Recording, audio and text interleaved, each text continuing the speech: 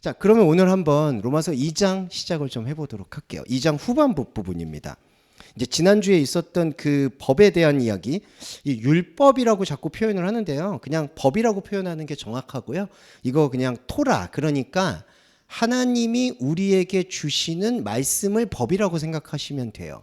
근데 지난주에 잠깐 설명을 드렸지만 법이라는 것은, 성경에서 말하는 말씀의 법이라는 것은 우리에게 지키라고 주는 법이 아니라 우리 안에 있는 내적인 자아, 곧 영적인 자아에게 그리스도가 오셔서 우리와 하나가 되신다라는 것에 대한 약속의 표현이다라고 생각하시는 게 제일 중요한 것 같아요.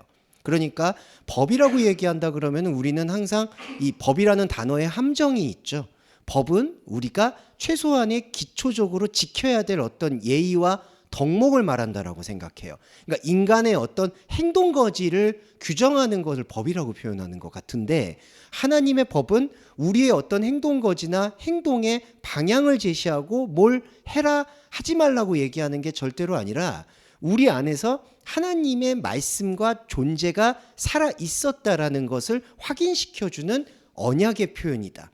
이게 계속해서 우리 안으로 다가와야지 우리가 가장 중요하게 보는 율법이 복음으로 변하는 영적 회개가 유일하게 가능하다고 볼 수가 있습니다. 이제 이걸 항상 유념해 주시면서 이 말씀을 같이 들어오시면 좋을 것 같아요. 자, 그러면서 17절에 등장합니다. 보라, 유대인으로 불려지고 법에 의존하고 하나님 안에서 자랑한다. 일단 이 부분을 볼게요. 이 이오다이어스, 그 다음에 에프노마제, 유대인으로 불려진다라는 뜻입니다. 그럼 유대인으로 불려진다라는 건요, 그때 당시만이 해당되는 게 아니라 오늘날 우리에게도 그리스도인으로 불려지는 거라고 생각을 해요. 그런데 그리스도인으로 불려지는 거에 대해서 우리라고 얘기해서 죄송하지만 포괄적으로 말씀드리면 이걸 어떤 표적이나 표식으로 생각을 해요. 그래서 보시면 사형리 같은 거 예전에 보시면 우리가 마음으로 믿어서 예수를 구주로 영접하고 그 영접한 표로 세례를 받죠. 세례 혹은 침례를 받습니다. 그리고 매 주일마다 교회에 참석하고 그리고 매월 달마다 성찬을 참여해요. 그리고 절기를 지켜요. 맥주감사절, 추수감사절, 부활절, 고난주간. 자, 이러한 모든 모습들이 무엇을 욕망하느냐? 사실은 유대인 아니면 그리스도인으로 불려지고 싶다라는 거예요. 그런데 참 기만인 게 이 불려지는 거를 그리스도인들은 나는 하나님한테 불려지고 싶다라고 말은 하는데 하나님이 우리 안에서 정작 말씀으로 자기를 드러내는 것에 대해서는 관심이 없어지는 거죠. 왜냐하면 유대인이나 그리스도인이라는 것은 다 외적 형상이에요. 예, 그리스도인이라는 개념도요, 하나님이 생각하시는 그리스도인은 우리 안에 창세전 자아를 일깨워서 하나님과 내가 하나가 되는 거를 그리스도인이라고 얘기하는 건데, 우리는 그게 아니라 하나님 앞에서 구원받은 백성으로서 나아가는 것을 그리스도인이라고 얘기해요. 이게 되게 똑같아 보이지만 완전히 다른 건 뭐냐면요, 구원이라는 거는 원래 있는 것을 하나님께서 말씀으로 드러내신 것에 대해서 우리가 참여하는 게 구원이에요. 근데 그게 아니라 만약에 하나님께서 저 위에 계셔서 우리한테 구원을, 내가 내 아들을 보내서 구원을 허락했으니 너는 믿어, 이렇게 해서 우리가 믿어서 나는 이제 구원을 향해서, 천국을 향해서 가고 있습니다, 예수의 피를 힘입어서 구원을 얻어서 천국으로 갈 겁니다 라고 생각하면 그거는 우상숭배라는 거예요. 그러니까 이게 완전히 개념이 아주 비슷해 보이지만 완전히 다르다는 걸 이해해 주셔야 됩니다. 그 예수님 피도 마찬가지죠. 지난번에 말씀드렸듯이 성경에서 얘기하는 예수님의 피는 내 살을 먹고 내 피를 마시라는 건 말씀의 참여를 뜻합니다. 십자가에서 흘리신 피가 아니에요. 십자가에서 흘리신 피는요, 오히려 우리가 얼마나 제사에 길들여져 있는지를 깨닫게 해주는 표식이에요. 그러니까 예수의 십자가 피를 흘려서 우리가 구원을 받았다라고 생각할 때 구약에서 계속 드렸던 송아지와 그 어떤 제사, 그래서 그 제물을 통해서 피를 흘렸던 것을 통해서 내 죄가 사함을 받았다라고 생각하는 생각은 우리 안에서 내 살을 먹고 내 피를 마시는 말씀 참여가 아니라 내가 가지고 있는 우상숭배의 결핍감과 죄책감을 하나님의 아들이 피를 흘려서 구원해 줬다라고 믿고 싶어 하는 우상숭배라는 거예요. 그러니까 피에 대해서는 완전히 개념이 달라야 됩니다. 예수의 피는 예수님의 말씀이에요.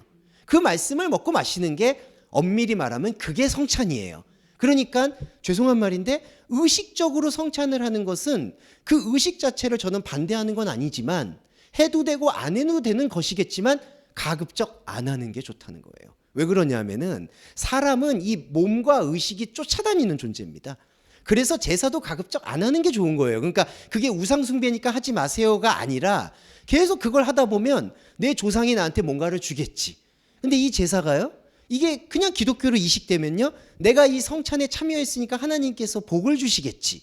내가 세례를 받았으니까 유대인으로 곧 그리스도인으로 불려지겠지. 그리고 천국에 가겠지. 이렇게 생각하는 모든 생각들은 우상숭배고 욕망이에요. 그 욕망이 적그리스도예요. 엄밀히 말하면. 그러니까 아이러니하게도 내가 품었던 믿음이 예수님을 십자가에 못 박을 수가 있다는 거죠. 그래서 유대인으로 불려지고라는 거는 사실은 간단한 의미가 아닙니다. 우리가 하나님 앞에 구원받은 백성으로 불려지고 싶어 하는 욕망이에요. 그러니까 사실은 그 욕망을 내려놔야지 오히려 내 안에 구원이 발견된다라는 것이고요. 자, 법에 의존합니다. 에파나 파우제 노모. 이게 법에 의존한다는 건요, 뭐냐 하면, 자, 법은요, 하나님의 자기 표현이에요. 하나님이 내 안에 계세요. 여러분 안에 계십니다. 여러분 안에 계셔서 하나님이 언약체로서 당신을 드러내요. 그러면요, 이 법이 그건데, 그러면 그 법이 드러나게 될 때 우리는 그 법에 안식하거나 기대거나 의지하는 게 아니라요, 그 법이 되는 겁니다. 그러니까 이게 바로 존재가 되어진다라는 거예요. 예수 그리스도가 내 살을 먹고 내 피를 마시라고 했을 때, 내 살을 먹고 내 피를 마실 때 우리가 그 말씀에 참여하면 우리는 그 말씀이 되는 겁니다. 그래서 그게 고린도전서에서 육의 몸이 있은즉 영의 몸이 있다는 거예요. 육의 몸은 질그릇을 뜻하는 거고요, 영의 몸은 우리가 법이 된 그 자체를 설명하고 있다는 겁니다. 그런데 여기서 에파나 파우제 노모, 법에 의존한다는 건 뭐냐 하면 나의 생각과 정신과 마음이 법 안에서 안식하려고 하는 마음이라는 거예요. 근데 이게 뭐가 다르냐면요, 법이 된다는 건요, 솔직히 말씀드리면 이거는 나쁜 의미나 민감한 얘기가 아니라 우리가 하나님이 된다는 얘기예요.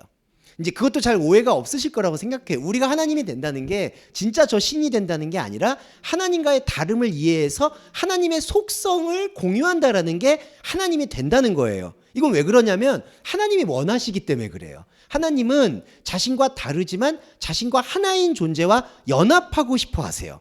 그래서 우리를 하나의 미랄이 되신 그리스도를 통해서 우리도 하나님의 신성에 참여할 수 있게 만들어주시는 거예요. 그런 의미에서 우리는 하나님이에요. 그러면 우리의 하나님 됨은 우리가 법의 존재가 된 거거든요. 영의 몸이 된 거기 때문에 영의 몸으로 우리는 살아나가야 되는 겁니다. 의지하는 게 아니에요. 그런데 법에 의지한다는 거는 내가 살아갈 수 있는 거를 내 자신에게 이렇게 투영하지 않고 내가 말씀체가 돼서 살아가야 되는 거거든요. 그러니까 구원도 천국도 여러분 안에 있는 영의 몸이 살아낸 때 구원과 천국이 말씀으로 눈을 뜨는 거예요. 그런데 이 법에 의존하는 건 뭐냐면 그게 아니라 주님 나를 구원해 주세요. 구원해 주시는 방법을 알려주세요. 처음엔 예수의 십자가 피였어요. 근데 예수님의 십자가 피인데 그걸로 뭔가 부족한 것 같아요. 예수님, 우리가 예수님 닮은 삶을 살면 어떻게 해야 돼요? 라고 계속해서 법을 내 안으로 들이지 않고 밖으로 목표점으로 딱 내려놓고 뭔가를 지키려고 한다는 거죠. 아, 예수님이 십자가의 피로 우리가 거저 구원을 받았어도 우리에게 뭔가 성화된 삶, 변화된 삶을 열매로 받기를 원하시는구나. 하나님께 영광 돌리기를 원하시는구나. 이게 정말 죄송한 말인데 모든 교회의 강령이에요. 당신이 은혜로 구원을 받았으니 이제는 은혜를 보답해야 되지 않겠느냐. 근데 그 보답 원리가 하나님 원리가 아니라 사람의 원리라는 거죠. 당신이 짐승만도 못한 죄인이었는데 하나님이 아들을 보내셔서 피를 흘렸는데 당신이 가만히 있으면 당신은 사람이 아니다. 이런 식의 논리가 바로 성화의 논리라는 거예요. 그래서 평안해라, 다른 사람을 돌봐라, 이웃을 사랑해라, 구제해라, 헌금해라, 이런 모든 것들의 뿌리가 인간다움의 보상 원리에서 기인했기 때문에 그거는 하나님의 법이 되는 말씀의 몸이 되는 것과 죄송한 말인데 아무 상관이 없다. 상관이 없을 뿐만 아니라 점점 더 멀어져요. 그게 법에 의존하는 상태입니다. 그리고 마지막으로 카우카사이 엔 데우, 하나님 안에서 자랑을 한다는 거예요.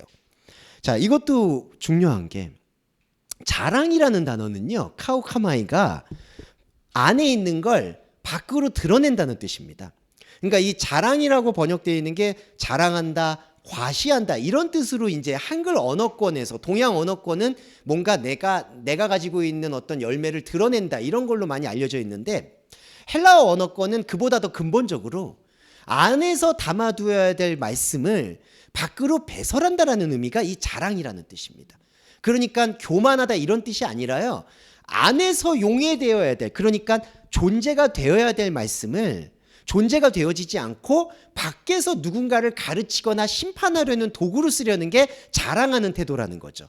그러니까 또 비판적으로 말씀드려서 죄송하지만, 우리가 만약에 예수님의 십자가 피를 오해하고 그 예수님의 십자가 피에서 성화된 삶을 요구하고 나도 다그치고 다른 사람들도 다그치면 그게 다 자랑하는 게 되는 거예요.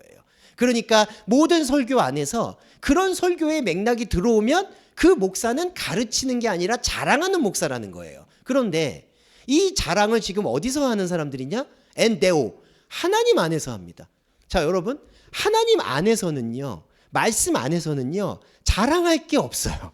이게 무슨 뜻이냐면, 하나님 안이라는 건요, 하나님이 내 안에 있고 내가 하나님 안에 있다는 뜻입니다. 이게 바로 독생자 관계인데, 독생자의 관계는 그냥 편하게 말씀드려서 내부에서 흘러서 내부로 나와요.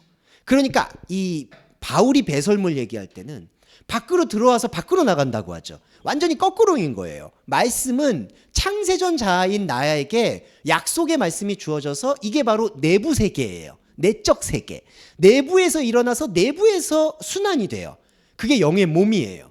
그래서 내부에서 시작해서 내부에서 순환이 되는 이 영적 자아가 우리에게 주어져 있는 이 유한한 질그릇의 시간 동안에 점점 더 깊어지면 그게 하나님 나라가 가까워지는 거고, 그렇게 되다가 우리가 육신의 수완을 다하게 될 때 유한한 시간의 결박을 떠나죠. 그러면 무한한 시간, 무한한 크로노스로 넘어갈 때 우리가 하나님과 영적인 내면 세계를 더 키우고 말씀의 깊이로 들어가면 들어갈수록 유한한 몸을 벗었을 때 하나님을 더 선명하고 투명하게 볼 수 있다는 거예요.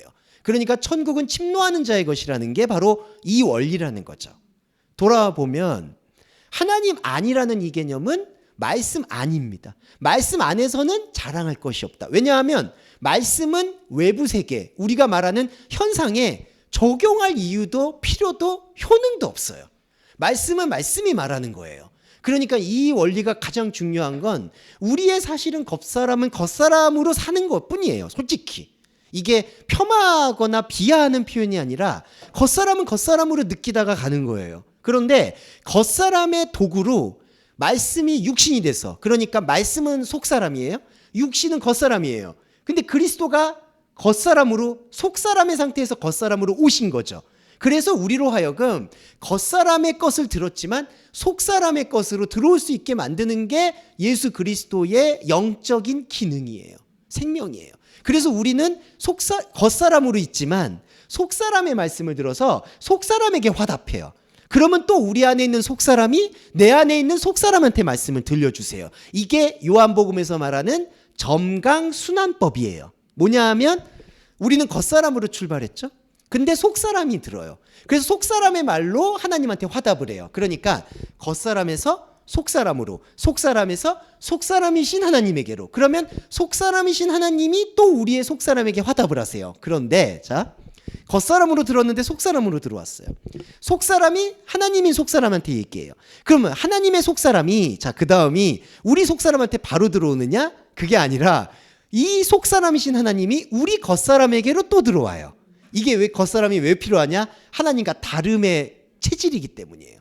그래서 또 겉사람이 속사람한테 줘요. 이게 바로 말씀만 말하게 되는 것이고, 나중에 이 유한한 시간이 지나면 이 겉사람은 흘러내려가고 속사람이 속사람을 만나게 되는 그 천국의 영생이 주어진다는 겁니다. 이게 육신의 질그릇을 내려놨을 때 나타나는 완벽한 구원이에요. 자, 하나님 안에서 자랑한다는 것은 그러므로 완벽한 모순을 지금 지속하고 있는 것이다. 하나님 안에서는 말씀이 말씀을 해석하고 말씀이 말씀을 들려주는 오직 속사람의 강건함만, 이게 남자답게 강건이거든요. 남자답게 강건하여지는 것만이 존재할 뿐인데 그 속사람이 속사람으로 가는 것을 만족하지 못하고 하나님 안에서 하나님의 생명이 아닌 것으로 배설하는 상태가 하나님 안에서 자랑하는 상태라는 거예요. 이게 17절의 현상입니다. 자, 이 현상을 보시면서 18절을 이어가면, 자, 그 뜻을 깨닫고 그 뜻보다 더 우월하다라는 것을 입증하며. 자, 여기 가볼게요. 18절은요, 율법의 교훈을 받아 하나님의 뜻을 알고 지극히 선한 것을 좋게 여기며, 이렇게 되어 있는데 이 번역은 죄송한데 신경을 안 쓰셔야 될 것 같아요. 해석이 안 돼요. 그 뜻을 깨달았다라는 게 뭐냐? 먼저 이 딜레마예요. 하나님의 뜻. 근데 먼저 말씀드리고 싶은 게 기노스케이스 토 딜레마, 이 하나님의 뜻을 깨달았다라고 표현하는데요, 깨달은 게 아닙니다. 일단 왜냐하면요, 이 보세요, 그 뜻을 깨달았다라고 생각하는데 그 뜻을 깨달았다라고 생각하는 내용이 17절의 말씀이에요. 그리스도인으로 불려지고 법에 의지하고 하나님 안에서 자랑하고 있는 상태가 자기가 하나님의 뜻을 깨달았다라고 말한다라는 거예요. 그러니까 이 뜻을 내가 다 알았다. 이게 여러분, 우리가 소통을 할 때도 상대방의 속마음에 대해서 하나도 모르면서 다 알았다라고 얘기하는 분들이 있죠. 네, 이게 종교인들이 대부분 이렇게 갑니다. 예, 나는 저 사람 마음을 다 안다. 알기는 뭘 알겠어요. 그리고 그 안다고 얘기할 때부터가 거짓말이에요, 여러분. 예, 사람의 마음은 아무리 가까운 사람, 아무리 사랑하는 사람이더라도 모릅니다. 이걸 인정하고 소통을 해야 되는 거지. 나는 다 알아. 넌 너의 마음 다 알아. 부모님이 자식도 모르고요. 자식이 부모님을 알 수가 없고요. 형제들도 알 수 없고요. 제가 회의적으로 말씀드리는 게 아니라 안다고 얘기하는 그 거짓말을 버려야 돼요. 어떻게 사람 마음을 알아요? 하물며 하나님의 마음을 어떻게 알아요? 근데 여기서는 내가 깨달았다라고 생각하는 거예요. 그게 다 결정적으로 망치는 게, 죄송한데, 예수의 피예요. 예수님의 피에 의한 오해가 여기서 딱 이게 목에 가시처럼 걸려버리면, 예수님이 우리의 모든 죄를 해결해 주셨으니까 그 해결해 주신 예수님의 피를 믿으면 나는 하나님의 뜻을 깨달은 거야. 하나님이 자기 아들을 보내기까지 나를 사랑하셨어. 근데 여러분, 이거는 비교급의 사랑이에요. 우리가 생각하는 하나님이 나를 얼마나 사랑하셨으면 자기 아들까지 보내셨을까. 그게 우리 가족 비유를 들어서 자녀를 보내기까지, 자녀를 죽이기까지 나를 사랑하신 거야? 그럼 내가 얼마나 더 잘해야 돼? 이렇게 되는 거예요, 여러분. 근데 이게 아니라는 거예요. 이 뜻의 깨달음은 지금 그렇게 깨닫는 건데, 그렇게 깨닫게 된다는 게 잘못된 깨달음이라는 것을 말하고 있는 거고요. 자, 그러면 이 뒤가 엉킵니다. 그 뜻보다 더 우월하다는 것을 입증하며 법으로부터 교육을 받는 이들이여 라고 표현을 하는 거죠. 자, 이게 무슨 뜻인가 볼까요? 도키마지에 스타디아 페로니티아, 뜻보다 우월하다라는 것을 그 다음에 카우카메노스, 입증한다는 거죠. 도키마제가 입증이고요. 죄송해요. 디아페론타가 뜻보다 더 우월하다는 거. 그 다음에 카우코메노스는 교육이에요. 그럼 요거 잠깐 볼게요. 자, 뜻보다 우월하다라는 뜻이에요, 디아페로가. 근데 여러분, 뜻을 깨닫고 뜻보다 더 우월하다라는 것을 입증하려는 게 왜 나오느냐? 자, 원래 하나님의 뜻은요, 비교급이 없어요. 자, 하나님과 우리와의 관계, 몸이 되는 거 생각해 보세요. 말씀의 몸은 하나님이 알아봐 주시는 거지 타인이 알아봐 주거나 세상이 알아보는 게 아니에요. 천국은요, 엄밀히 말하면 여러분과 하나님 둘이에요. 그 안에 그리스도가 연합된 거예요. 그 이후의 관계는 그 이후의 관계예요. 여러분과 제가 집중해야 되는 것은 내가 하나님께 발견되는 그 자체예요. 그게 하나님의 진짜 뜻이에요. 그런데 여기 보세요. 잘못된 그건 뭐냐? 그 뜻보다 우월하다 하려고 하는 거예요. 그럼 뭐냐 하면, 하나님이 우리한테 뜻을 주셨으면 하나님의 그 뜻에 대해서 내가 그 하나님의 뜻을 정말 충실하게 열심히 지키고 있다라는 것으로 하나님 앞에 도키마제이, 증명받고 싶다 한다는 거예요. 그러니까 우리가 얘기할 때 잘못된 사랑의 방식은 증명이잖아요. 내가 너를 얼마나 사랑하고 있는지를 증명할게. 근데 예수의 피도 봐도 우리한테 잘못된 증명으로 들어온 게, 아까 말씀드렸듯이 하나님이 나를 얼마나 사랑하면 아들을 보내셔서 죽이기까지 증명을 하셨을까라고 생각하는 거죠.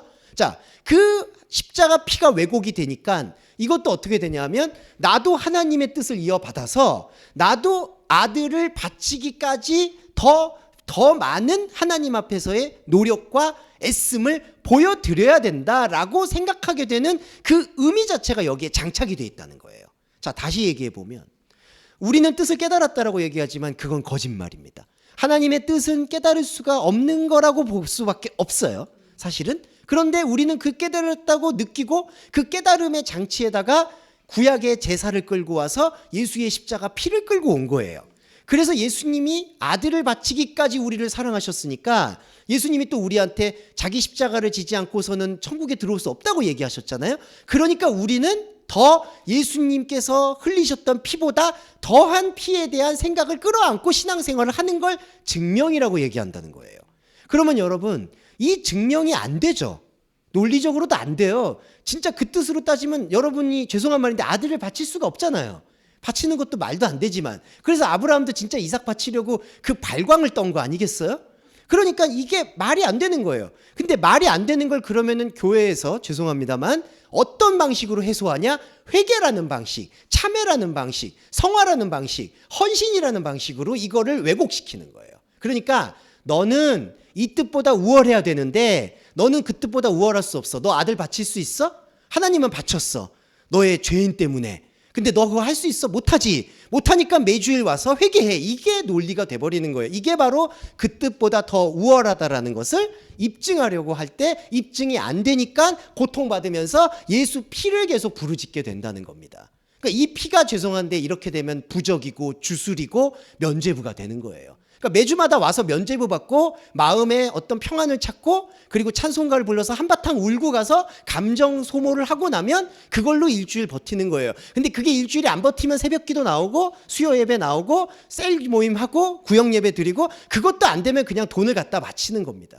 예. 죄송한데 이게 그냥 나쁜 말, 제가 그냥 드리는 위약적인 게 아니라 이렇게 가는 거예요. 왜 그러느냐? 법으로부터 교육을 받아요. 이 교육이라는 게요, 좋은 의미가 아닙니다. 세뇌예요. 요즘 말로 하면은 가스라이팅이에요. 법으로부터 교육을 받는다. 그러니까 법이 지금 완전히 뒤틀렸죠. 법은 말씀이고 몸 자체인데 그 말씀이고 몸 자체에 대한 생각을 거두고 하나님이 나에게 주시는 최소한의 명령이라고 생각하면 법으로부터 교육받게 되면 반드시 그 법을 실천하려고 애쓰게 됩니다. 여러분, 한 가지 예를 들어볼까요? 이웃을 사랑하라. 내 몸과 같이 사랑하라. 이 말씀을 들을 때 이웃을 여러분 밖에다가 둬보세요. 여러분 밖에다 둬버리면은 이게 어떻게 되냐면 평생 그 숙제는 벗어날 수가 없는 거예요. 내 이웃이 굶주리고 있으면 도와야 되고 내 이웃이 아파하면은 도와야 되고. 근데 여러분, 그 아파하면 돕는 거는 양심과 인간이 할 수 있는 일이고 해야 되는 일이에요. 그거는 하나님께서 법을 주시고 명령을 주셨기 때문에 하는 게 아니라는 거예요. 그런데 하나님께서 이웃을 사랑하라고 하셨기 때문에 우리의 교회는 예수님의 피를 힘입어서 그 일을 해야 된다라고 생각하는 게 바로 법으로부터 교육을 받는 사람들이라는 거죠. 그리고 문제는 이렇게 교육을 받는 걸 또 가르쳐요. 목사들은 가르치죠. 또 구역장은 또 가르치죠. 구역장 된 분들은 또 다른 성도들한테 또 가르치죠. 또 전도받은 사람한테 또 가르치죠. 이렇게 해가지고 조직이 운영돼요. 망하는 지름길입니다. 이 망한다고 얘기하는 게요, 이게 참 제가 답답한 게 현상적으로는 안 망하는 것처럼 보이니까 계속 가는 것처럼 보여요. 이미 망했어요, 솔직히. 거기가 무슨 거기에 복음이 있습니까? 근데 이미 우리 안에 조직이 있고 사람들이 잘 모여 있고 감정 소모가 잘 되니까 마지막까지 가는 것처럼 보이는 거예요. 그거 완전히 폭탄 돌리기입니다.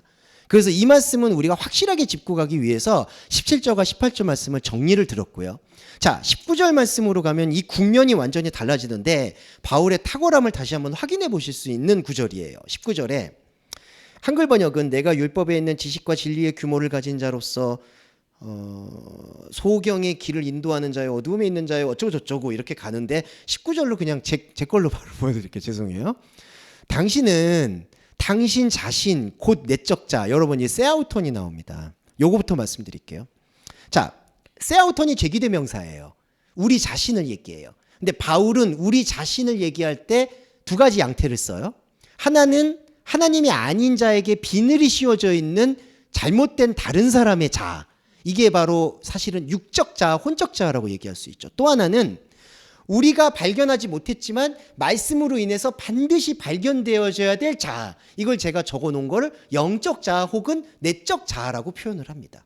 여기는요, 19절은 바울이 내적 자아, 영적 자아를 설명하고 있어요. 당신은, 바울은 자기 자신이자 여러분에게 다 말하고 있어요. 당신은 당신 자신, 곧 내적 자아를 눈머니들의 인도, 어두움 안에 있는 빛, 그리고 20절 볼게요. 지식과 진리의 겉모양을 가지고 지혜 없는 이들의 교사, 어린아이들의 선생이 되어야 된다라고 내적 자아, 곧 영적 자아를 설득하고 있다. 자, 이 흐름을 볼까요?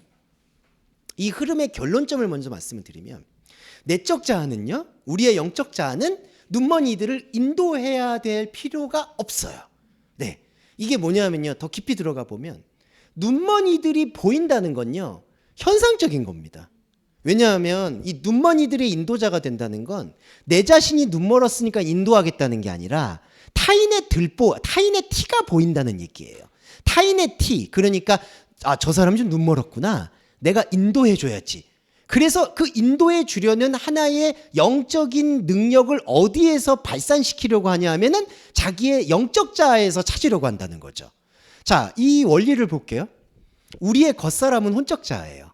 우리의 혼적 자아가 하나님의 말씀에 육신이신 그리스도의 말씀을 들어요. 그러면 혼적 자아가 하나님 말씀을 들으면 혼의 말로 듣지만 영의 말이 분출이 됩니다. 그게 속사람이에요. 그러면 우리는 그 속사람의 귀를 기울이고 겉사람을 내려놓고 속사람으로 하나님께 화답을 해야 돼요. 이게 아까 말씀드렸던 아까 영적 원리, 법이 몸이 되는 원리예요. 영의 몸의 원리. 그런데 겉사람이 말씀을 들어서, 혼적 자아가 말씀을 들어서 영적 자아가 터치가 됐어요. 이거는 영의 얘기구나 라고 들었어요. 그런데 여기 지금 바울이 진단하는 게 뭐냐 하면, 영이 들었잖아요. 근데 이 영이 들은 게 또 혼으로 돌아가서, 혼에서 봤을 때, 내가 봤을 때 저 사람은 비늘이 벗겨져 있지 못한 사람이야, 저 사람은 눈먼 사람이야. 그래서 그 사람들을 또 인도하려고 한다는 거죠. 그러니까 겉사람이 속사람의 말을 들으면 속사람은 속사람으로 가야 되거든요. 근데 그게 아니라 겉사람이 속사람의 말을 들었는데 이 속사람이 가지고 있는 영의 능력을 겉사람에게 다시 적용한다는 거예요. 이게 잘못된 교회예요. 그러니까 되게 야박하게 보일 수 있어요. 눈먼이들의 인도자가 영적 자아가 아니다? 그러면 우리는 뭐야? 근데 여러분, 이걸 엄밀하게 보셔야 되는 게, 이 눈먼이들의 인도자, 어두움 안에 있는 빛, 지혜 있는 이들의 교사, 어린아이들의 선생이 되어야 되는 것은 기독교인이나 그리스도인, 영의 몸이 되는 사람에게 필요한 덕목이 아니라는 거예요. 이게 엄청난 변환점입니다. 왜냐하면 바울 당시의 율법 교사들은 무조건 이 율법을 배우면 이 율법 토라를 가르쳐서 사람들에게 정신무장을 시켜야 된다고 가르쳤어요. 자, 이게 교회로 나오면 뭐가 되죠? 예수님의 은혜를 맛보고 하나님의 깊은 것을 맛봤으면 교회에 들어가서 헌신함으로써 아직 은혜를 맛보지 못한 이들에게 영적 충격과 영적 영향력을 줘야 된다고 생각해요. 여러분 안에 있는 영적 자아를 돌볼 생각이 말씀의 본질인데 그 생각은 안 하고, 영적인 자아가 영적인 자아로 풀리고자 하는 게 하나님의 뜻인데 그것도 잊어버리고, 영적 자아가 어쩌다 맛본 그것도 속사람의 흔적이죠. 사실은 말씀의 한 터럭일 뿐이죠. 그거 가지고 다시 겉사람에게 배설하고 적용하고, 이게 바로 바울이 진단하는 내적 자아를 설득하고 있는 미치광이 짓이라는 겁니다. 그러니까 19절에 당신은 당신 자신 내적 자아를 지금 어디에다가 소비하고 있냐? 눈먼 자들을 인도하려고 하고, 어두움 안에 있는 빛으로 자기가 드러나려고 하고, 지혜 없는 이들의 교사가 되려고 하고, 어린아이들의 선생이 되려고 자임한다는 거예요. 여러분, 이게 제가 목사라서 반성을 안 할 수가 없는 게, 이게 보시면 실천신학이라든지 그런 신학 과목을 보면요, 항상 이런 거예요. 어떻게 성도들을 아니면 양들을 잘 목양할 것인가. 이거 전제 자체가 잘못된 거죠. 목사가 누구를 인도해요? 그 여러분도요, 죄송한 말인데 누가 누구를 인도할 수가 없어요. 참으로 신비한 원리는 뭐냐 하면요, 여러분들이 오히려 저와 여러분이 오히려 이 나의 내적 자아에 더 충실하면 충실할수록 세상의 원리는 그게 상당히 이기적으로 보이고 그렇게 해서 교회가 갈까? 하나님의 복음이 땅끝까지 전파될까라고 생각할 수 있지만 하나님의 원리는 완전히 달라요. 그러니까 여러분 이 바울도 마찬가지입니다. 사도행전을 보면은 여러 군데를 돌아다니는 걸로 보이죠. 그런데 바울이 전도여행을 한 목적은요. 바울 자신의 내적 자아에 대한 확인 때문에 그래요. 아, 이게 지금 영의 말로 내가 흐르고 있는가? 내가 지금 영의 말을 전달하고 있는 것일까? 겉사람으로 받았지만 겉사람으로 배설되지 않는 것이 나의 지금 복음의 현황인가? 그걸 끊임없이 점검한 그게 도기마조예요. 그러니까 바울은 누구를 양육하고 목양해서 교회를 세울 생각이 죄송한 말인데 처음부터 없었어요. 외형교회를 세울 생각이. 외형교회는 그 다음에 자연스럽게 생기는 거예요. 왜냐하면 우리가 말씀을 봐야 되니까. 자, 여러분 보세요. 동서말씀교회는 교회가 아니에요. 교회들의 모임인 거죠. 그러면 이런 모임이나 공간이 있어서 보다 효율적으로 말씀을 나누기 위해서 모이는 거예요. 이게 바울의 원리예요. 그러니까 저와 여러분도 이 말씀에 들어보시면 우리의 내적 자아는 누구를 인도하는 게 아니다라는 것부터 시작하셔야 돼요. 그리고 이 세상의 어두움을 밝히려는 빛으로 이런 빛의 사제가 되려는 생각도 버려야 돼요. 네, 그걸 버려야지 오히려 봉사를 할 수 있습니다. 네, 그리고 이 제일 안 좋은 거 이거 어린아이들의 선생. 그러니까 자기가 기준으로 볼 때 어린아이라는 거예요. 저 사람들이. 아, 저 사람들은 초신자고 저 사람들은 말씀에 눈이 안 떴고 아니 눈이 안 떴는지 그게 무슨 상관이냐고요. 솔직히 이게 이기적인 게 아니라요. 딴 사람들의 그냥 내적 그냥 그 상태는 그 상태로 존중하셔야 돼요. 그 상태가 뭐가 높다 낮다 이렇게 얘기하는 순간 우리 안에는 이상한 오지랖이 발정이 되어서 내가 저거를 인도해 줘야지. 너 저런 것들 뭐 이러면서 이거는 완전히 잘못된 겁니다. 왜냐하면요. 그런 생각을 가지는 순간 우리의 이 속사람과 속사람 영적 자와 영적 자의 흐름이 완전히 뒤엉킬 수가 있어 버린다는 것을 우리는 알아야 된다는 거죠. 다 19절과 20절 말씀도 정리해 보면 내적 자아는 밖에 있는 눈머니들을 인도할 것이 아니다. 이 밖에 있는 눈머니들은 그럼 누가 인도해요? 우리가 질문해서는 안 됩니다. 예, 이게 무슨 뜻이냐면요. 장사 지내는 자는 장사 지내는 사람들이 죽은 사람들은 죽은 사람들이 장사 지내라. 이 말은 뭐냐면요. 우리와 하나님과의 관계에서 하나님의 욕망은 우리만 보기를 원하시는 거예요. 우리만 흐르기를 원하세요. 그러니까 하나님의 입장에서는 그 권사님이 보고 있는 하나님의 입장에서는 권사님 밖이 다 죽은 거예요. 그러니까 하나님은요. 권사님 한 분이 보이는 거지 이 밖은 그냥 거두는 거예요. 그러니까 이 배려의 기도라는 것도요. 이 죽어있는 것 우리는 혼이니까 감정이 살아있으니까 이걸 잠잠케 해야지 속으로 들어오니까 하나님께서 우리가 흔히 말하는 기도의 응답이라는 것을 허락하시는 거예요. 근데 하나님이 볼 때 예수님이 볼 때는 그거 다 죽은 거예요. 우리는 안 죽었지만 우리는 안 죽었으니까 요구할 수 있죠. 하나님 이게 안 죽어서 나를 괴롭히니까 당신을 제대로 못 보겠어요. 그러니까 잠잠케 해주세요라는 게 배려의 기도라는 거예요. 하나님은요 냉정히 얘기하면 내 밖에 있는 명예, 위치, 사회적 상황, 가족관계, 감정의 굴곡 이 모든 것들이 죽은 거예요. 예. 그러니까 이거는 우리가 냉정하지만 받아들여야 돼요. 그래서 오직 하나님에게 집중할 수밖에 없는 것이 나의 내적 자아의 현상이다라는 것으로 바울은 끝까지 밀어붙이고 있는 거죠. 자, 그렇죠. 21절만 더 보고 요 문단 보고 넘어갈게요. 그렇게 다른 사람을 가르치는 이여. 이렇게 보세요. 다른 사람이 누구냐? 바로 혼적인 자아를 얘기하는 겁니다. 그러니까 다른 사람을 자꾸 가르치고 싶어 하는 거예요. 디다스콘, 헤테론, 세아우톤. 이게 다른 사람을 계속 가르치고 있다면 당신은 세아우톤 우 디다스케이스 당신의 내적 자아를 가르치고 있지 않은가? 이게 무슨 뜻이냐면은 한탄적 질문이에요. 그러니까 당신은 당신의 내적 자아를 방치한 채 계속해서 다른 사람을 가르치고 있구나. 이렇게 얘기한다는 겁니다. 자, 그렇게 되면서 바울이 법에 대해서 율법에 대해서 정확히 얘기하는 게 도둑질하지 말라고 선포하는 당신이 도둑질하고 있지 않은가? 요거 말씀을 좀 드리고 볼게요. 간음도 마찬가지입니다. 요 도둑질, 간음, 우상거부, 우상숭배. 이 세 가지가 다 뭐냐면요. 자, 다 아시겠지만 이제 다시 한번 계속 반복해서 새기셔야 될 게 10계명에서 도둑질하지 말라는 거 나오죠. 살인하지 말라는 거 나오죠. 근데 여러분 그 의미는 더 깊이 묵상을 해야 되는 게 살인하지 말라는 게 내 영적 자아를 죽이지 말라 이런 얘기가 아니에요. 조금 더 나중에 10계명만 따로 설명을 드릴 텐데 살인을 하지 말아야지라는 그 생각 자체를 하나님의 말씀과 섞지 말라는 뜻이 십계명의 본질이에요. 그러니까 여기서는요, 도둑질하지 말라고 선포한 당신이 도둑질하고 있다는 얘기는 정말 도둑질하지 말라고 말만 가르쳤는데 당신이 도둑질하고 있구나, 그 뜻이 아니에요. 하나님의 말씀을 도둑질하지 말라는 걸로 가르치고 있는 이 자체가 도둑질한다는 거예요. 그러니까 하나님의 말씀을 간음하지 말라고 가르치는 자체가 간음을 한다는 거예요. 이게 근본적인 겁니다. 그러니까 이 얘기는요, 이렇게 갈려야 돼요. 당신이 아직 죄를 다 회개를 못해서 훈련이 안 돼서 마음속에 도둑질하는 마음이 혹은 간음하는 마음이 있는데 당신이 간음하지 말라고 가르치면은 마음속에도 간음한 게 있으니까 당신은 간음한 사람이야. 이렇게 얘기하는 논리가 아니라요. 하나님의 말씀 자체를 간음하지 마세요. 살인하지 마세요. 그리고 이거를 신약으로 들어와 보면은 내 이웃을 사랑하세요. 그리고 내 몸과 같이 사랑하세요. 그리고 11조를 하세요. 이런 식으로 얘기하게 되는 것 자체, 이런 식으로 설교하게 되고 말씀을 가르치는 것 자체가 간음, 도둑질, 우상숭배라는 거예요. 그러니까 말씀을 그렇게 가르치는 것 자체가 간음이라는 거죠.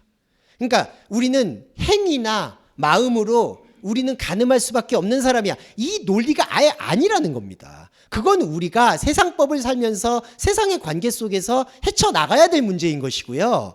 이 하나님의 말씀은 그 자체를 가르치는 걸로 이해해서는 안 된다는 거죠. 그럼 한 가지만 말씀드릴게요. 왜 하나님께서는 그러면은 도둑질 하지 말라고 가르쳤냐? 그냥 편하게 얘기하면 되지. 이게 그럴 수가 없는 게, 자, 우리 겉사람은요, 선악과 판단으로 시작된 존재예요. 그러니까 겉사람으로 겉사람 이야기를 와서 겉사람 이야기를 해체하고 속사람 이야기를 해야 되니까 살인하지 말라는 얘기를 시작점으로 놔둔 거죠. 왜냐하면 사람은 살인하지 말아야 된다는 생각을 장착하고 있으니까. 여러분 이해되시죠? 그러니까 십계명은 살인하지 말라는 게 포인트가 아니라는 거예요. 이 살인을 생각하고 있는 이 프레임에 갇혀 있는 나와 또 다르게 있는 영적 자아가 있다는 사실을 발견하라는 게 하나님 말씀의 핵심이 되는 겁니다. 네. 이 말씀을 이제 우리가 좀 묵상할 필요가 있었고요. 자, 5분 정도 더 얘기하고 제가 이 말씀을 띄워드리고 잠깐 쉬었다가 그거를 좀 수거하는 방법을 사용하도록 할게요. 23절인데요. 뒷장에 있습니다.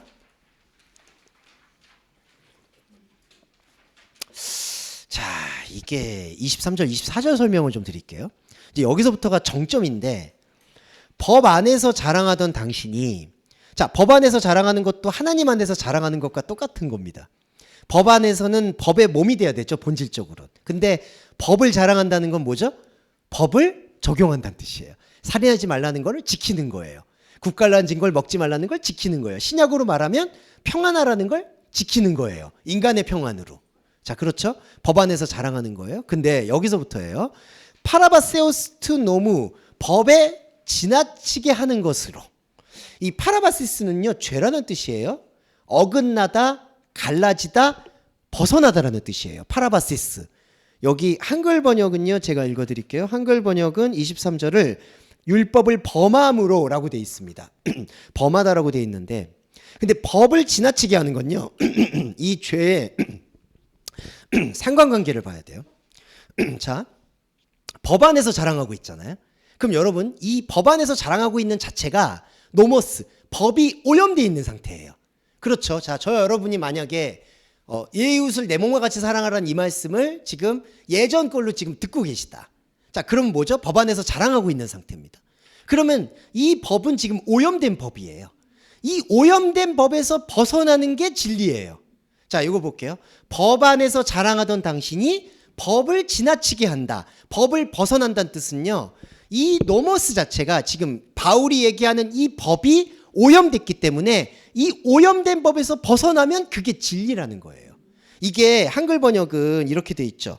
법을 자랑하는 내가 율법을 범함으로 하나님을 욕되게 하느냐, 이렇게 얘기한 거죠. 근데 그게 아니라요, 법 안에서 자랑하던 당신이 만약에 이 법의 본질을 알아서 자랑하고 있는 이 법으로부터 벗어나게 한다면 그게 하나님을 모독하는 것이냐? 아니라는 것에 대한 반어법적 질문을 던지고 있다는 거죠.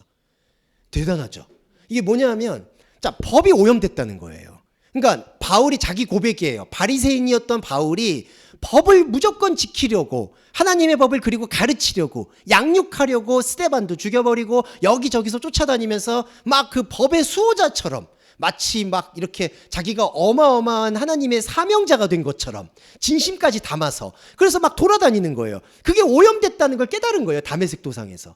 그러면 그 오염된 법은 어떻게 돼 있죠, 여러분? 오염된 법은요, 이미 체계가 갖춰져 있어요. 대제사장이 있죠, 율법사들이 있죠, 서기관이 있죠, 다 있죠. 이게 법이에요. 그러면 바울이 볼 때에는 이 오염된 법에서 파라바시스, 이탈이 돼야 돼요. 이게 놀라운 겁니다. 그러니까 법을 위반했다는 뜻이 아니라요, 오염된 법에서 벗어나는 거예요. 이 오염된 법에서 벗어나면, 자, 율법을 가진 사람들은 예수님이 당시에 안식일에 밀밭 잘라 먹잖아요. 그럼 안식일 왜 어기느냐 이러잖아요. 근데 자, 안식일을 어기는 사람의 눈에 볼 때에는 예수님이 범법자예요. 그런데 예수님은요, 이 법이 지금 오염됐잖아요. 그 오염된 것이 아니다라는 걸 보여주는 퍼포먼스예요. 그래서 가늠한 여인을 데리고 와서도 고쳐주시고, 그리고 다 38년 된 병자도 고쳐주시고, 그리고 율법에 어긋날 수 있을 만한 것들을 다 고쳐버려요. 그게 고치는 게 목적이 아니라요, 이렇게 짜여있는 율법이라는 오염된 법에서 벗어나는 게 진리다라는 거예요. 그러니까 이 번역은 애매한 거죠, 솔직히. 법은 이 법의 이 맥락을 잘 이해 못한 거예요. 법을 벗어나는 거는 하나님을 존귀하게 못하는 걸로 너는 생각하지, 그게 아니다. 법을 벗어난, 오염된 법을 벗어나는 게 하나님을 진짜 사랑하는 거다라는 걸 얘기하는 거예요. 그래서 24절에 하나님의 이름이 너희로 인해서 이방인에게서 멸시당하고 있다. 이게 무슨 뜻이냐면요, 하나님의 이름이 너희로 인해 이방인에게 멸시당한다. 자, 요거 또 잘 입체적으로 설명을 드릴게요.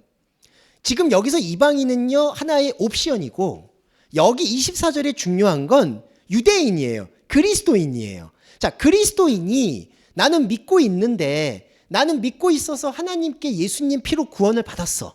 그런데 예수님께서 그 피로 흘리신 그 사랑으로 인해서 나한테도 사랑하라고 명령하셨어. 그래서 나는 예수님의 피를 힘입어서 하나님과 이웃을 사랑해야 돼라고 생각을 하는 게 그리스도인의 하나님 이름에 대한, 먹칠하지 말아야지에 대한 그 신앙생활이라는 거죠. 근데 그 신앙생활의 기준점이 뭐가 되죠? 자, 나는 하나님께 11조 예를 들게요. 11조 잘해야 돼. 하나님께 기도 열심히 해야 돼. 그러면 자, 반대로 기도 열심히 안 하고 헌금 열심히 못 하게 되는 게 이방인이라는 거예요. 그래서 자, 자기가 세뇌가 돼버린 게, 나는 그리스도인인데 나는 11조를 못했어. 지금 여러분 11조 안 하시잖아요, 물질적인 거. 이거 완전히 벗어나신 거예요. 진짜 11조를 하시는 거잖아요. 근데 그게 아니라 나는 11조를 안 해. 그러면은 나는 내가 생각하는 믿음의 기준에 떨어져 있는 사람들, 그게 이방인이에요. 그 이방인들에 인해서 내가 욕먹을 거야 라고 생각하는 게 구약에 기록되어 있는 것을 잘못 받아들이고 있다는 거죠. 자, 다시 돌아와 보면 이게 되게 어렵지만 중요한 건, 하나님께서, 자, 신약시대는 예수님의 피로 구원을 받았으니까 회개할 자격이 있다고 말한 거예요. 그러니까 여러 자범죄들이 있는데 예수님의 피가 주일만 오면 해결해 주실 거야. 여러분 솔직히 그렇잖아요. 참회 기도하면은, 알게 모르게 지은 죄를 회개하면은 예수님께서 주일날 눈과 같이 희게 만들어 주시잖아요, 그 찬양할 때. 근데 이제 그 찬양 안 하고 월요일날 또 돌아가면 또 죄 짓잖아요. 그래서 맨날 또 그 죄를 회개하잖아요.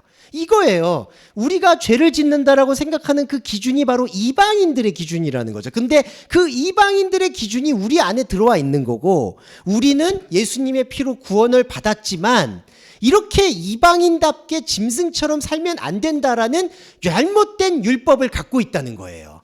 예. 그러니까 항상 평안해야 되고, 우리 가족이 좋아야 되고, 내가 주변에 하나님께 영광을 돌릴 수 있도록 선한 영향력을 미쳐야 되고, 내가 혹시 행실이 잘못돼서 믿지 않는 사람들이 나를 판단하면 어떻게 할까? 우리 교회를 욕되게 하면 어떻게 할까? 내가 그래서 예수님의 정의를 바로잡아야 되고, 이 땅에서 여러 가지로 하나님의 정의와 공의를 실현하기 위해서 노력해야지만 이방인처럼 멸시받지, 이방인들에게, 하나님을 안 믿는 사람들에게 내가 자랑하는 하나님이 멸시받지 않겠다라고 생각하는 그 모든 태도가 우상숭배라는 거예요. 이게 바울이 이거를 완전히 느꼈기 때문에 이 고백을 하는 거예요. 정리해보면 법 안에서 자랑하던 당신은 법을 벗어나야 된다는 얘기입니다. 이 법은 뭐죠?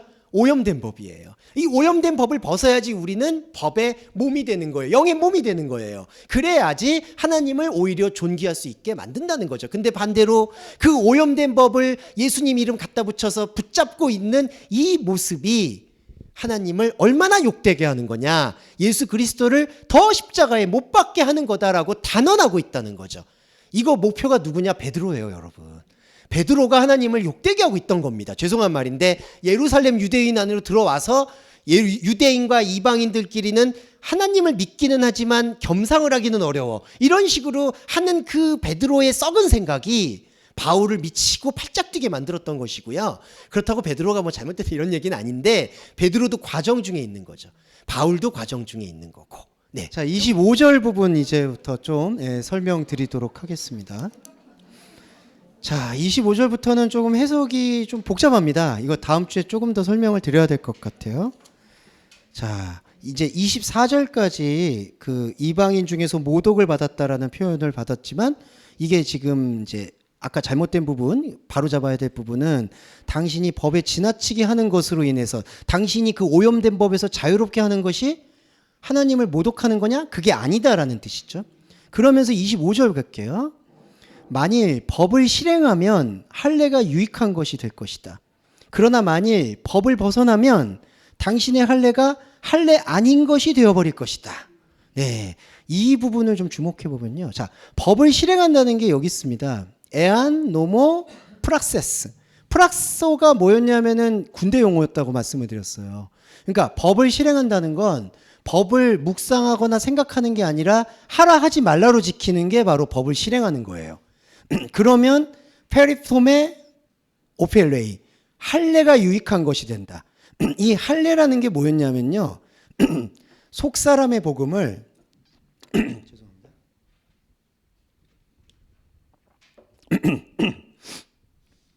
속 사람의 복음을 겉사람에게다가 표식으로 삼는 가장 대표적인 행위가 할례예요.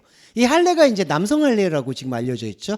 유대인들은 태어날 때부터 할례를 함으로써 자신들이 유대인이라는 거를 몸으로 보여주고 싶어 하죠. 자, 몸으로 나타내고 싶어 하는 게 가장 대표적인 겉사람의 욕망이라는 거예요. 구약에 보면 나시린이라고 등장하죠. 내가 완전히 내 몸이 다르다. 그래서 내 몸에 대해서, 그래서 여러분들 그 그리스도인의 몸과 행실을 뭐 바르게 하라 이런 교육들도 많이 들어보신 적 있죠. 뭐 혼전순결이라든지 뭐 이런 어떤 태도들. 근데 그런 것들이 바로 이런 형태입니다. 하나님의 속사람의 말을 나의 겉사람의 몸과 질서에다가 확증시키려는 게 대표적인 상징적 단어가 할례예요. 그러면 이 단어는 뭐죠? 이건 완전히 오염된 법에 대한 대표적 사례인 거예요. 너가 법을 말씀으로 보지 않고 너의 어떤 육적인 겉사람의 것으로 본다면, 법을 실행한다면 겉사람으로 확증되어 있는 할례가 너를 유익하게 될 것이다. 그러나 만일 너가 법의 위반자, 이게 뭐냐? 오염된 법에서 자유롭게 되는 거, 오염된 법에서 자유자가 되는 겁니다. 그러면 너의 할례는 할례 아닌 게 된다. 이게 뭐냐? 할례는 우리의 낙인이에요. 그러니까 우리 겉사람에게 예수의 흔적, 그리스도의 향기가 계속해서 나와야 된다라고 생각하는, 정말 죄송한 말인데 여러분들의 오랜 신앙생활 동안 퇴적되었던 무의식이에요. 그리스도인이라면 이렇게 보여야 되고 그리스도인이라면 어떻게 해야 되고, 이게 만만치가 않습니다, 사실은. 그래서 그리스도인이라면 또 뭘 어떻게 해야 된다라는 거, 실천을 해야 된다든지 뭐 어떻게 살아야 된다든지 어떤 매뉴얼을 가져야 된다든지, 여러분 그 생각을 갖다 보면 타인들도 다 판단해요. 아, 저 사람은 너무 번잡하게 사는 것 같다, 어수선하게 사는 것 같다, 그 나의 모습을 통해서 이렇게 되는 거죠. 이게 바로 할례의 흔적이었는데, 지금 보시면 이 법에서 이탈되면, 오염된 법에서 이탈되어서 진짜 법을 회복하게 되면 무할례가 돼버린다는 거예요. 이 무할례가 나쁜 게 아니라요, 우리 몸의 흔적이 이제는 영의 흔적으로 옮겨간다는 걸 얘기하는 게 25절 말씀입니다. 요거를 기억을 해주시고 26절을 읽어야 돼요. 자, 그런데 자, 국면이 다른 게 이제 26절이에요. 자, 우리는 할례에서 자유로워지는 거가 복음의 목적이에요. 그래서 우리는 할례, 육의 흔적이 아니라 영의 흔적을 통해서 우리의 속사람이 하나님과 소통하는 게 무할례의 축복이에요. 그런데 27절에 법을 이행하는 할례 아닌 자가 법의 위반자로 있는 당신을 그 의문과 할례를 통해 본성으로부터 심판하지 않겠는가? 참 어렵네요. 이 말이 참, 뭐 바울도 고민이 많았을 것 같아요. 자, 볼게요. 법을 이행하는 할례 아닌 자. 자, 이게 뭐냐? 자, 중요한 게 이게 26절에서 말하는 진리가 들어와서 할례의 흔적을 벗겨낸 무할례자를 얘기하는 게 아니라, 자, 복잡하지만 할례자가 볼 때 이방인들, 그러니까 자, 겉사람인 그리스도인이 볼 때 저 사람들 안 믿는 사람들이야 라고 생각하는 사람들, 불신자, 쉽게 말해서 이 불신자들을 얘기한다는 거예요. 근데 불신자들이요 법을 이행해요. 무슨 뜻이냐? 왜냐? 자, 믿는 사람들이 하나님의 법을 도둑질하지 마라, 살인하지 말라로 받아들이면, 안 믿는 사람들은 삼강오륜이나 노자나 여러 교훈이 있죠. 공자의 책, 거기도 도둑질하지 말라가 있죠. 그러니까 여기도 도둑질하지 말라, 저기도 도둑질하지 말라.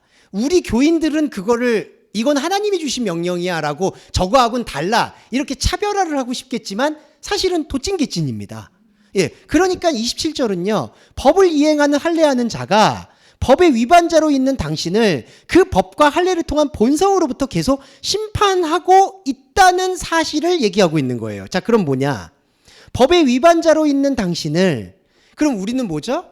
지금 법을 지키는 사람, 할례를 받은 사람, 할례를 받지 않았다고 판단하지만 법을 지키는 사람. 그러니까 하나님과 상관이 없는 사람들의 세상을 우리는 살고 있다는 거죠. 하나님이 믿는 사람도 믿지 않는 사람도 겉복음 속에 사로잡혀 있기 때문에 그 겉복음 쪽에 사로잡혀 있는 상황 속에 우리가 있는데 거기서 진리의 복음을 듣고 법의 위반자가 된 거예요. 그런데 끊임없이 우리에게 우리 안에도 마찬가지겠죠. 우리의 내면 세계 안에서도 혼적인 자아가 법을 이행하고 있는 것을 촉구하기도 하고, 할례 아닌 사람들, 곧 믿지 않는 사람들이 당신이 교회 다닌다는데 뭐 별로 티가 안 나는 것 같아요 라고 얘기하게 되는 그런 본성적인 거에 의해서 내가 재단받고 판단받고 있는 상황이 있지 않느냐. 이게 바울의 자기 상황이었다는 거죠. 예. 그러니까 이게 바로 당신을 그 법과 할례를 통해 본성으로부터 심판하지 않겠느냐라고 얘기하면서 우리한테 주는 교훈은 뭐냐 하면 그 심판을 두려워하지 말라는 거예요. 이제 가장 쉽게 얘기하면 뭐 목사가 저래. 제가 항상 많이 듣는 말입니다. 예. 요번에 또 어디 방송에 잠깐 나갔는데, 방송에 나가면 왜 나가는지 모르겠어요. 이거 반성해야 돼. 이제 나가지 말아야 되는데, 나갔는데 목사님 안 같아요 이렇게 얘기해요. 근데 그 말이 좋은 말이 아니야. 보니까 얘기 들어보니까 아주 조롱하는 말이었어. 예, 보통의 목사님들 같은 덕목이 안 느껴진다는 거예요. 안 느껴지죠. 그게 왜 느껴지겠어요? 근데 이제 저는 예전에는 그게 되게 많이 신경이 쓰였었어요. 아, 이게 진리의 복음으로 가는데 방해가 될 것 같다. 그래서 예전에 저는 고백이 11조도 좀 하시면 하시고 기도도 하시면 좋겠습니다. 하지만 이러면서 진리의 복음을 들으면 좀 자연스럽고 스무스하게 복음으로 이렇게 이행될 거다라고 생각했던 적이 있어요. 근데 그게 마치 바울이 그 아테네에서 했던, 아레오바고에서 했던 설교하고 비슷한 것 같아요. 그들이 가지고 있는 생각을 인정하면서 이렇게 끌고 오면 될 거다. 근데 그건 아닌 것 같아요. 왜냐하면 그렇게 얘기하는 순간 내가 목사답게 보여야지. 그리고 혹시 또 여러분들도 내가 또 너무 또 동서말씀교회 다니니까 너무 뭔가 세상 사람들이 볼 때 세속적으로 보일까? 그래서 뭔가 경건한 모습을 보여야지. 이렇게 생각하시는 마음을 가지고 또 거기에 부안해동 되시면 거기에 통해서 또 이 본성의 심판을 두려워하는 존재가 된다는 거죠. 쉽게 말해서 타인이 너 왜 그래? 교회 다니는 사람은 너 이상한 교회 다니는 것 같아. 교회 안 다니는 사람은 당신은 교회 다니는 사람이 아닌 것 같아.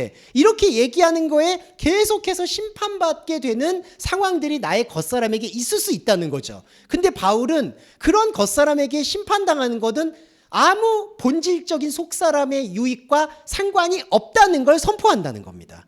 그래서 26절과 27절을 좀 설명을 드리면, 자, 26절은 복음이에요, 여러분.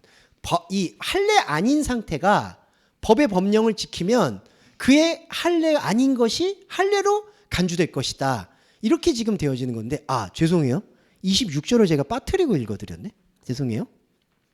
이게 이제 그러니까 25절의 무할례가 아니라 제가 아까 말씀드렸던 잘못된 무할례에 대한 사례예요. 할례 아닌 상태, 할례 아닌 상태라는 거는 눈에 보이는 세례나 이런 것들을 받지 않는, 믿지 않는 사람들이 그 믿는 것이 아닌 오염된 법을 지키면, 그들도 오염된 법이 있는 거죠. 살인하지 마라, 도둑질하지 말라. 그걸 지키면 그의 할례 아닌 것이 할례로 간주되어도 할 말이 없다는 뜻이에요.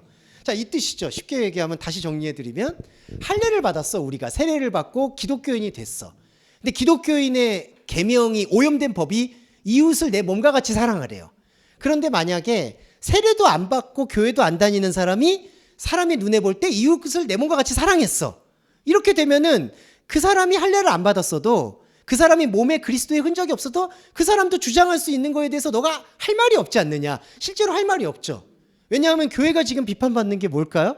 이웃을 내 몸과 같이 사랑 안 한다라고 생각하니까, 외부 사람들이, 교회 안 다니는 사람들이. 그러니까 교회가 오히려 근심거리라고 얘기하잖아요. 그렇게 된다는 겁니다. 그러니까 이 할례가 속사람으로 받아야 될 복음이 겉사람의 해소가 되는 게 얼마나 허망한 것이냐라고 얘기를 한다는 것. 그러면서 27절에서 자, 우리는 겉사람으로서 할례를 받았지만, 저와 여러분이 모태신앙이 되었던 어떤 겉사람의 신앙으로 시작하셨잖아요. 그런데 저와 여러분은 파라바시스 노무, 법의 위반자가 된 거예요. 오염된 법에 그거를 지키고 수호하는 사람들의 눈에 볼 때에는 우리들이 법의 위반자가 된 거예요. 쉽게 말해서 11조를 안 내는 우리들이, 물질의 11조를 안 내는 우리들이 11조를 내고 하나님께 헌신하고 예수의 피로 회개 기도하는 사람들의 눈에는 법의 위반자가 된 거죠. 그러면 우리들을 심판하려고 하겠죠. 그런데 바울이 의도하는 바는 그 심판이 너 안에 있는 속사람을 한 터럭도 건드릴 수 없다. 단지 건드리는 것은 우리의 겉사람일 뿐이라는 거죠. 그래서 바울이 그 8장인가 9장에 오호라, 나는 공고한 몸이다. 그러니까 내 안에는 하나님의 법을 기뻐하는데 내 안에 있는 다른 법, 이게 겉사람의 영역이에요. 그러니까 바울도 아마 예민했던 사람이니까 그 겉사람의 영역에 늘 시달렸던 것 같아요. 당신이 왜 예수님 믿는데 왜 이러느냐라는 쪽과 베드로 쪽과, 그리고 또 이제 당신은 헬라인인데 왜 이 꼴이 되어 있느냐라고 얘기하는 쪽. 그러니까 바울이 어디에도 못 꼈던 거죠. 왜냐하면 베드로에 있는 사람들은 그때 또 일가를 좀 이루고 있으니까 우리 안으로 들어와서 유대인들하고 예배드리면 편할 텐데 왜 자꾸 저렇게 돌아다니는지 모르겠다라는 거 있고, 그리고 왜 돌아다니는 사람들은 왜 우리한테 헌금도 안 해주고 우리한테 복음도 제대로 전달 안 해주고 이러느냐. 그러니까 바울이 아마 이 겉사람이 정말 바람 잘 날이 없을 거라고 생각해요. 그런데 바울이 고백을 하는 건, 다른 사람들이 아무리 나를 심판하고 재단하고 판단해도 내 안에 있는 이 속사람의 예수의 스티그마, 예수의 흔적은 나를 괴롭게 할 수 없었다는 것을 확인했다는 거죠. 그러니까 저와 여러분도요, 정말 숱한 심판이 있을 겁니다. 아마 알게 모르게 여러분 혹시 같이 복음을 듣지 않고 있는 가족분들이라든지, 죄송해요, 이거는 가족분들을 갈라치하는 게 절대로 아닙니다. 그리고 여러분들과 정말 우정을 나누고 있는 친구라든지 말이 안 통해, 이 결정적인 부분에서는 그런다고 해서 심판받지 마시라는 거예요. 그런다고 해서 그분들을 최대한 존중하되 그분들에게 여러분 안에서 흐르고 있는 속사람의 생각을 판단받지 말아야 된다. 그거를 얘기하고 있다는 것입니다. 그래서 28절에 중요한 29절에 숨겨진 것이 유대인이다. 자, 이것만 말씀드리고 마칠게요. 이거 이면적 유대인이란 뜻인데요. 이거는 결론적으로 말씀드리면요, 유대인이라고 해야 할 만한 것이 아무것도 없다는 뜻이에요. 그러니까 이것도 번역이 저는 잘못됐다고 생각하는 게, 표면적 유대인이 아니라 이면적 유대인이다. 그래서 유대인을 긍정하는 것처럼 보여요. 근데 그게 아니라요. 자, 숨겨진 것이 유대인이라는 이 레토릭, 이 문장의 뜻은, 숨겨지면 뭐죠? 숨겨지면 이게 안 보인다는 뜻이에요. 그러니까 이면적 유대인이라는 거는 마음가짐이 유대인이어야 된다라는 의도인데, 그게 아니라요, 숨겨진 게 유대인이라는 말뜻은 숨겨지면 아예 안 보이고 지워진 거거든요. 그러니까 바울이 의도하는 바는, 우리가 이제 더 이상 유대인에 대해서, 하나님께 택함 받은 백성이라는 거에 대해서, 구원에 대해서, 천국에 대해서, 11조에 대해서, 제사에 대해서, 그것이 모두 감춰지는 것이다 라는 거를 선포하는 거예요. 그러니까 이게 복음의 완벽함이죠. 이게 왜 완벽하냐 하면요, 우리가 번역 성경의 아쉬움은 여기에 있는데, 표면적 유대인이 유대인 아니야, 이면적 유대인. 그럼 이면적 유대인은 또 뭐가 되죠? 예수님의 복음을 힘입어서 마음과 영으로 다하는 삶을 살아가는 그리스도인이 이면적 유대인이다 이렇게 생각을 한다는 거죠. 이게 죄송한 말인데 완전히 잘못된 거예요. 유대인이 감춰졌다는 얘기는 유대인이 진짜 보석 같다 이 얘기가 아니라요. 유대인이 소멸됐다는 뜻입니다. 유대인을 왜 소멸해야 되죠? 유대인들은 구약을 보면 끝까지 이스라엘이에요. 하나님께서 왕 중에 왕이 되셔서 나를 통치해서, 통치를 어디서 하는 거죠? 겉사람의 영역에서 통치해 주실 것을 기대한다는 거죠. 근데 여러분, 이제 여러분 안에 구원과 천국은요, 겉사람에게 한 터럭도 없어요. 이건 끝나는 겁니다, 여러분. 그냥 흘러가는 대로 흘러가고 떠내려가면 끝나는 거예요. 이제 여기에 어떤 죽은 것에 미련도 두실 필요가 없는 거예요. 그러면 우리 안에 뭐가 들어왔느냐? 아예 유대인이라는, 아예 그리스도인이라는, 아예 구원이라는, 아예 헌금이라는, 아예 하나님과 함께한다라는, 내가 천국에 간다라는 그 개념을 완전히 말살시켜버리면 우리 안에 있는 속사람이 눈을 뜰 수밖에 없다는 거예요. 이거 하나님의 필연입니다. 필연. 예. 그래서 숨겨진 것이 유대인이라는 이 뜻에 담겨 있는 건 정말 유대인다운 삶이다라가 아니라 유대인이라는 그러한 어떤 눈에 보이는 정체성 자체를 지워버리고 싶어 하는 바울의 그리스도에 대한 복음의 해석이라는 거죠. 대단하지 않습니까, 이분이? 네, 대단한 것 같아요, 저는. 그러니까 이 인간적인 대담이라기보다는 그렇게 유대인이고 헬라인이고 자기 정체성에 예민했던 사람이 이런 얘기를 할 수 있다는 것 자체가 저는 복음의 능력이 아닌가 그런 생각을 갖게 됐습니다. 네, 오늘 고생 많으셨고요. 배려의 정리기도와 주기도문으로 예배.